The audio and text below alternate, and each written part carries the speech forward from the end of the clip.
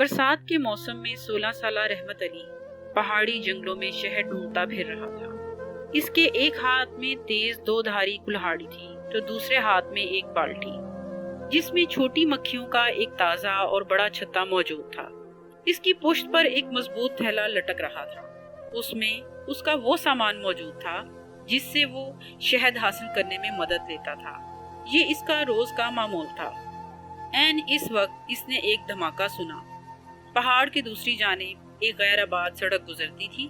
ضرور اس سڑک پر کوئی حادثہ ہوا تھا۔ دھماکے کی آواز کافی فاصلہ ہونے کے باوجود صاف سنائی دے رہی تھی۔ رحمت بھاگ کر پہاڑ کے کنارے پر پہنچا۔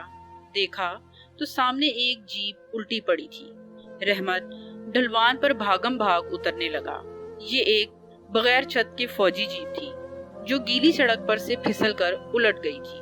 اس کے نیچے پھنسا ہوا شخص زخمی اور تقریباً بے ہوش تھا۔ رحمت نے اسے جیپ کے نیچے سے نکالنے کے لیے ایک بہت مضبوط اور موٹا درخت کا تنا ڈھونڈا۔ پھر اس نے وہ تنا ایک پتھر پر رکھ کر جیپ کے نیچے پھنسایا۔ یوں لیور بنا کر جب اس نے جیپ کا ایک کونا اوپر اٹھایا تو زخمی سرک سرک کر باہر نکلا اور اس کے ساتھ ہی تیز بارش شروع ہو گئی۔ موٹے قطرے ان کے سروں پر تانبے کے سکوں کی طرح برسنے لگے۔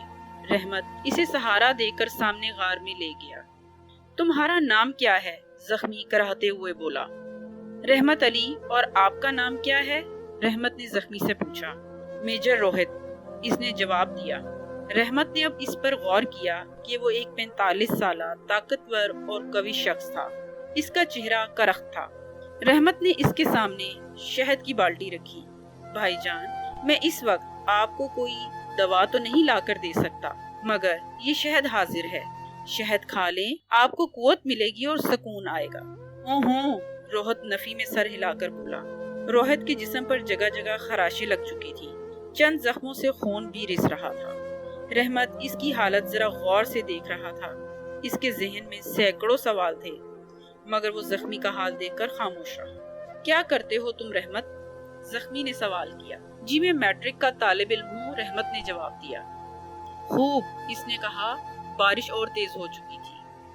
پھر وہ بولا، تم چہرے مہرے سے تو صاف پہچانے جا رہے ہو کہ تم کس ملک کے باسی ہو۔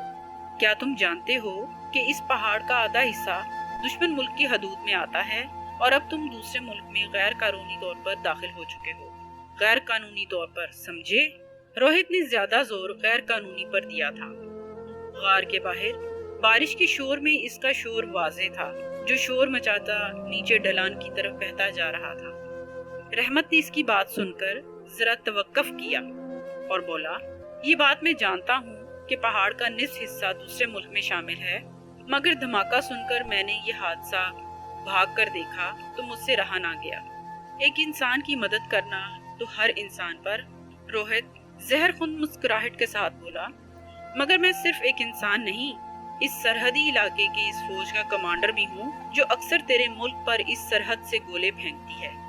رحمت یہ سن کر فوراً بولا، دونوں ممالک اکثر سرحدوں پر ایک دوسرے سے الجھتے رہتے ہیں، مگر مارے تو عوام ہی جاتے ہیں۔ انسان تو صرف انسان پیدا ہوتے ہیں، بعد میں رنگوں، نسلوں اور ملکوں میں بٹ جاتے ہیں، اور اس طرح انسانیت آپس کی دشمنی کی بھیٹ چڑھ جاتی ہے۔ رحمت روانی میں بولتا چلا گیا۔ روہت اس کی بات سن کر غور و فکر میں ڈوب گیا۔ کمانڈر صاحب، بارش نہ جانے کب تک رکے گی؟ میں شہد آپ کے زخموں اور خراشوں پر لگا دیتا ہوں۔ یہ بڑا مجرب نسخہ ہے زخموں خراشوں کے لیے۔ روہت کے زخموں اور خراشوں میں اب جلن ہو رہی تھی، لہٰذا وہ خاموش رہا۔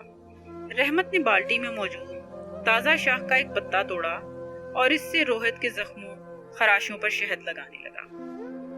روہت کو سکون آنے لگا اور اس نے اپنا بدن ڈھیلا چھوڑ دیا۔ رحمت ابتدائی طبی مدد دے کر خاموش غار کے کونے میں بیٹھ گیا۔ اس کا چہرہ سپاٹ تھا۔ دونوں طرف ایک گہرا سکوت چھا گیا۔ رحمت ان تباہیوں کو یاد کر رہا تھا جو اس نے اپنی آنکھوں سے اپنے گاؤں میں دیکھی تھی، سنی تھی۔ آدھی رات کو گولے جب گاؤں کے گھر اڑا دیتے تھے تو بعد میں وہاں کیا رہتا تھا؟ دھول، مٹی، ملبہ، آہیں اور سسکیاں۔ کئی خوفناک کہانیاں اس نے اپنے آباء و اجداد سے بھی سنی تھی، اور اب وہ خود بھی کبھی کبھار دیکھتا رہتا تھا۔ رحمت سوچتے ہوئے بڑبڑایا، یہ سب غلط ہے، ایسا نہیں ہونا چاہیے، وہ بڑبڑایا۔ روہت بولا، کیا غلط ہے؟ یہ خون بہانا غلط ہے، خون بہانا غلط ہے، بات چیت مسائل سے حل ہو سکتے ہیں، تو پھر یہ خون خرابہ کیوں؟ روہت بولا، ہاں بچے، تم درست کہتے ہو۔ اب بارش میں ژالہ باری بھی شروع ہو گئی تھی، پتھروں پر ٹھک ٹھک موٹے اولے برس رہے تھے۔ سردی کی ایک لہر غار میں ٹھنڈی ہوا کے ساتھ در آئی۔ تب رحمت نے اپنے تھیلے میں سے ایک گرم کمبل نکالا اور زخمی پر ڈال دیا، جو وہ شہد کی مکھیوں سے بچنے کے لیے ہنگامی حالات میں اپنے پاس رکھا کرتا تھا۔ جب روہت کو گرم کمبل سے حرارت ملی اور وہ پرسکون ہوا تو اس نے رحمت کا ہاتھ تھامتے ہوئے کہا، شکریہ، میں یہ لفظ بھی نہ کہتا تب بھی میرا دل تیرا شکر ادا کر رہا ہے۔ اس نے مزید کہا، ایسی کوئی بات نہیں، میں تو انسانی فرض نبھا رہا ہوں۔ رحمت بولا، عین اس وقت یوں بجلی چمکی اور بادل گرجا جیسے دو پہاڑ آپس میں ٹکرا گئے ہوں۔ بارش جاری رہی اور دونوں خاموش رہے۔ چند لمحوں تک خاموشی چھائی رہی۔ پھر طویل خاموشی کے بعد رحمت نے پھر روہت کو شہد پیش کیا۔ وہ بھوکا تھا اور زخمی بھی۔ اب اس نے انکار نہ کیا اور شہد کھانے لگا۔ رحمت بھی اس کے کہنے پر اس کا ساتھ دینے لگا۔ شام ہوئی تو شدید بارش تھم گئی۔ وہ دونوں غار سے نکلے تو روہت لنگڑا رہا تھا اور ٹھنڈی ہوا کے تھپڑ ان پر یورش کر رہے تھے۔ روہت نے کمبل اسے واپس لوٹانا چاہا تو رحمت نے کمبل اس سے اچھی طرح اڑا دیا۔ روہت بولا، رحمت، تم نے مجھ پر احسان کیا، میری مرہم پٹی کی، مجھے میٹھا میٹھا شہد کھلایا اور اس سردی میں ٹھنڈا میٹھا کمبل اڑا دیا۔ یہ کمبل گرم ہے مگر اس کا سکون ٹھنڈا میٹھا ہے۔ لو میں چلتا ہوں، تم اپنے ملک واپس جاؤ، پہاڑ پر چڑھ جاؤ، جاؤ میرا بچہ۔ روہت لنگڑاتا ہوا چل دیا۔ رحمت وہاں ہی کھڑا تھا۔ بھائی جان، خدا حافظ، وہ پکارا۔ ذرا خیال رکھنا، دونوں ملکوں میں بچے ہوتے ہیں۔ ہاں، میں یاد رکھوں گا میرے بچے۔ پھر وہ رحمت کو گلے سے لگا کر رخصت ہو گیا۔ اس کے جانے کے بعد وہاں کافی دن امن رہا۔